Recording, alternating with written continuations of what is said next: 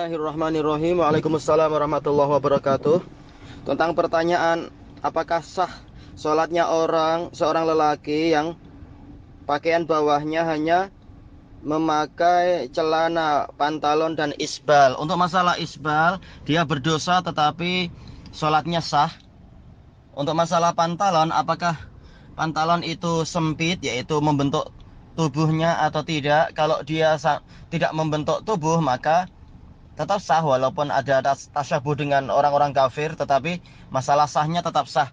Tapi kalau membentuk badan, yaitu membentuk aurat, ini diperselisihkan oleh para ulama. Kalau Ibnu Qudamah di dalam Al-Mughni, beliau merajihkan itu tetap sah, karena tak mungkin dihindari untuk ketika ruku atau sujud bentuk tubuh itu ada.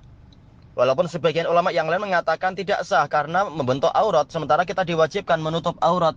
Kalau kain itu sudah menutup aurat tetapi sudah menutup warna aurat tetapi masih membentuk, seakan-akan dia masih menampakkan aurat itu. Nah, sebagian ulama mengatakan maka ini tetap tidak sah. Adapun alasan Ibnu Qudamah bahwasanya kita tak mungkin menghindar, jelas ini lain. Yaitu di dalam posisi yang memang tak mungkin menghindar, ini dimaafkan karena ini memang tak mungkin dihindari. Ketika rukuk dan sujud, yang namanya bentuk bagian belakang itu tetap akan nampak bentuknya. Tetapi tidak sama antara orang yang sudah berusaha dengan orang yang tidak berusaha, yang dalam situasi apapun memang membentuk aurat dia. Jelas itu lain. Intinya kalau Ibnu Qudamah mengatakan masih sah walaupun membentuk badan. Wallahu alam. Adapun kalau ana masih cenderung untuk menghindari itu dan meyakini itu tidak sah. Wallahu alam. Tayyib. Yang kedua, memakai celana pantalon tapi tidak isbal. Intinya sama. Yaitu masalah isbal atau tidak isbal ini tetap tidak membatalkan sholat. Tidak membatalkan sholat. Dalil yang mengisyaratkan ini membatalkan sholat hadisnya dhaif. Masalah dosa, dia dosa. Yang ketiga, memakai sirwal saja tanpa sarung. Tayyib, kalau memakai sarung ini tidak wajib.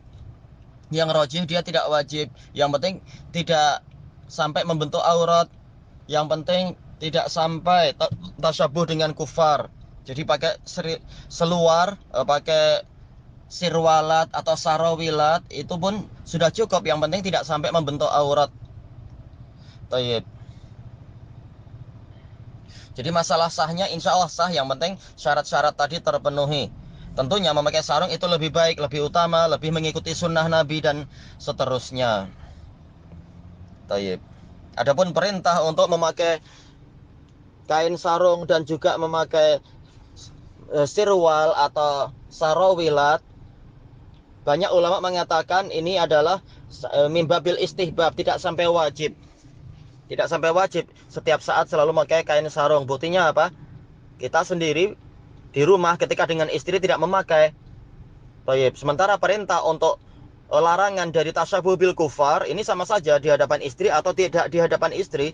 Tasyabuh bil kufar pembahasannya lain dengan masalah menutup aurat di hadapan istri atau membuka aurat di hadapan istri. Baik. Tatkala kita di hadapan istri, kita tidak wajib untuk memakai sarung, ini menunjukkan bahkan di luar pun juga tidak wajib, tetapi ini mustahab. Semakin mengikuti Nabi itu semakin bagus. Dan juga kata Syekh Yahya Astar, yaitu semakin bagus dalam menutup aurat. Walaupun sarawilat itu pun insya Allah cukup untuk menutup aurat, tetapi jelas dilapis lagi dengan kain sarung. Di samping itu lebih mengikuti sunnah Nabi, karena sunnah Nabi adalah kain sarung. Yang selalu beliau pakai adalah pola kain sarung. Dan juga dari sisi yang lain ini lebih menjauh dari menyerupai orang-orang kafir kalau kita memakai kain sarung. Wallahu a'lam.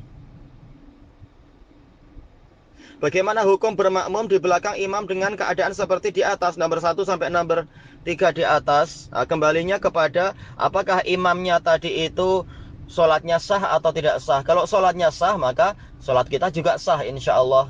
Kalau sholat dia tidak sah, maka makmum juga tidak sah. Lalu sholat imam sah atau tidak? Nah, kembali ke jawaban Anda. Jawaban Anda tadi nomor 1 sampai nomor 3 tadi. Wallahu a'lam walhamdulillahi rabbil alamin.